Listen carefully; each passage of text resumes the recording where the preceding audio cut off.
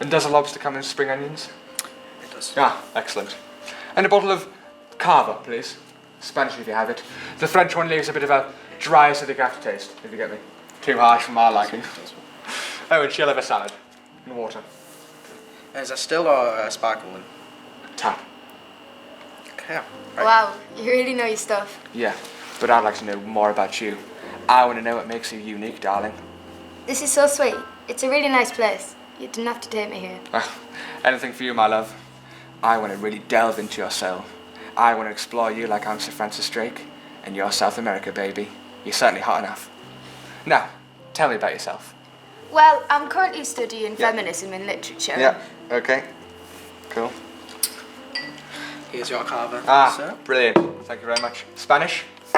Only the best. Thank you very much, sir. You, my Thank top you. customer. Thank you very much. Sorry, one sec, darling. Hello? Hello, Ollie, where are you? Ah, I'm in Valencia's, the new top Italian restaurant with my sweetheart of a date. Right, well, we're hosting the 2020 Oscars rundown and we're doing Best Director, and I need you here now. Oh, shagger pig. Oh, sorry, mate. Here, I'll be 1 second. Right, sorry, darling. Oh, hang on. What? Dinner's on me, gotta shoot off. Sure, you'd like to spend more time with me, but I've gotta go. All right. Oh. Cheers.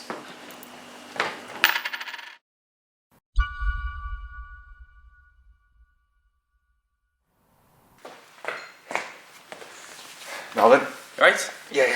Oh, you brought a ball? Yeah. 40 quid, that's pop to the shops. Fair enough. 40 quid. Right, carry on. Right. Hello there, and welcome to the first instalment of the Ufilms Oscars Rundown. I'm Conrad Buckley, And I'm Oliver Mawson. and today we'll be looking at the nominations for Best Director. Our first nomination is Martin Scorsese for The Irishman. Personally, I did love it. It was- Coming in at 3.5 hours.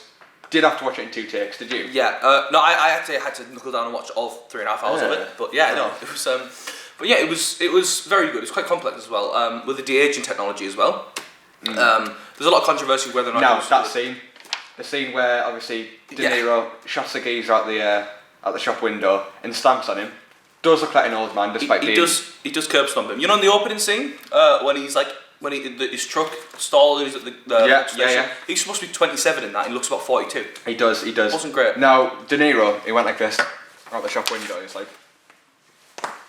Yeah, it was a very frail curb stomp. A 30-year-old man does not move like that. No. Most 50-year-old men do not move like that either. Exactly.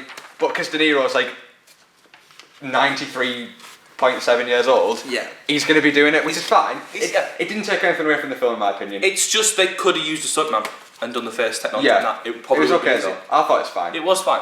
Joe Pesci.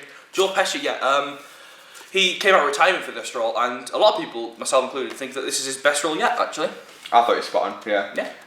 I've not seen a lot of films with Joe Pesci in, but he was spot on. Thought it was brilliant. Oh yeah, he was great. Obviously, he's quite different from his characters in like Casino and Goodfellas. However, both obviously Scorsese films. But in this one, I think it was really clever how he and Scorsese managed to portray old age as something scary and quite sad, as what it is. Like obviously, without giving any spoilers, near the end of the film, when you see Joe Pesci's character be like really old, as in confined to a wheelchair, and his teeth are so weak he can't really eat bread. It's really harrowing to see that fall from grace, which again is a common theme in Scorsese films. But yeah, but overall, brilliant film. It was indeed. Very so, good. Once Upon a Time in Hollywood. Tell us about it, Conrad. Right. Quentin Tarantino directed it, obviously. Yeah, I'd say this is one of his greater ones. I still think that Inglourious Basterds is his best. There we go, getting that in. All right, lad. But yeah, the cast obviously was a big thing with Leonardo DiCaprio, Brad Pitt, Margot Robbie, Al Pacino. They had Damien Lewis. Damien Lewis. That was his name. You got it in the end. Cut that out. No, we won't. We'll keep that in. Okay, now Parasite, directed by Bong Joon Ho. This film was about class discrimination and a difference between a wealthy family and a not so wealthy family. It was by a great director. It was a Korean film, obviously, subtitled. However, the same director made Snowpiercer, which came out in 2011, and that was English and had American stars in it, like Chris Evans. And Jamie Bell, who's not American, but yeah. Right, Conrad, cut the waffle. Did you like it? I think it was good. It wasn't necessarily my type of film. but I'd say it was a good film. I wouldn't recommend it to people. Yeah, exactly. Do the same thing. I would not recommend Subtitles it as well. It's a bit inconvenient. Yeah. Because obviously you're reading, you don't see what's going on the screen. Yeah. I did enjoy it, but I can see why people would appreciate it. Yeah.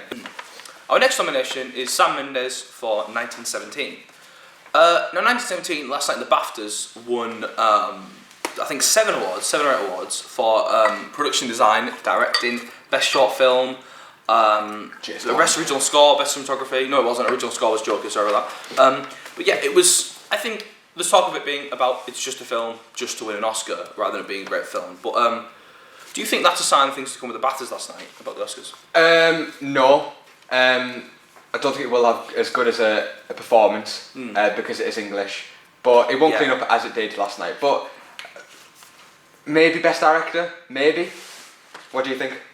Maybe. I want to say it'll definitely win best cinematography. Okay. Yeah. It won. That's another thing. It won best visual effects last night against Avengers: Endgame and The Irishman.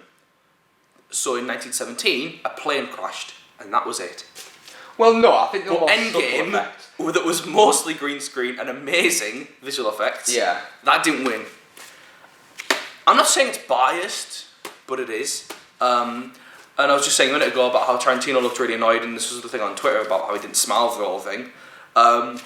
Because you would be, wouldn't you, if you go across the Atlantic to go and sit, and then your film loses every category it's nominated for to the same film every time.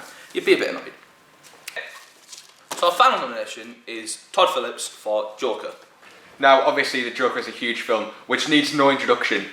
But what I want to know is, Joaquin Phoenix, Heath Ledger, who did it better, Conrad? Well, that's the thing, they're both very different. Different directors, obviously. So Todd Phillips directed Joaquin Phoenix. Todd Phillips' previous work includes The Hangover, which is another thing, actually. So is this a new era for Todd Phillips? You know, this is a new style of filmmaking. It's a rebirth. Exactly, it's a rebirth, there we go. And with Christopher Nolan directing Heath Ledger, obviously his most recent film was Dunkirk, but it's the same style, always dramatic, bold. So they're very different characters, Heath Ledger, Joker. But who did it better? Who did it? That's the thing, you can't compare them. Conrad, Heath Ledger did it better. He did. Let's not lie, let's not beat around the bush. I'd say he's a better character, with better direction, obviously. Joaquin Phoenix, you know, Arthur Fleck, he's this low-life loser, he's had a lot going on in his life, he's basically at the end of it, and finally he just decides enough is enough, he no longer likes living that awful way anymore. So it's a bit like Taxi Driver, you know, he just sort of gives up, decides to change it, and he goes mental and does what he wants to do. I would say the Joaquin Phoenix Joker had more layers, but it didn't have the aura that Heath Ledger Joker had. Maybe because it's been such a long time since obviously the Dark Knight trilogy happened. Oh, 10 years, yeah. Yeah. But because of the aura, you can't beat Heath Ledger. So Conrad, great direction. Who's gonna win? Out of all the directors, who's gonna? Well, here's take the it thing. home? I think Sam Mendes, because of the BAFTAs, I think he doesn't, not necessarily doesn't deserve, but I think obviously with the Oscars compared to the BAFTAs, it's very different. So I think he's got less of a chance of winning. I think that. Have a review. Irishman was very good. I don't think it'll win though. But it was down to I think that'd be good for best film, best score, or like best visual effects. Yeah. But I don't think that's best film, best director necessarily. I don't think it is. Tarantino, I think he has got a good chance, to be honest. This is his second last film. He either said he was going to stop at 60, or he was going to stop at his 10th film, and this is his 9th. So. What about Bong Joon Ho? Bong Joon Ho for Parasite. I think that he's not done a lot. He's not done a lot that's noticeable. Like, if you compare him to Tarantino, obviously. Yeah, but that doesn't matter though. Prestigious. It doesn't, I suppose.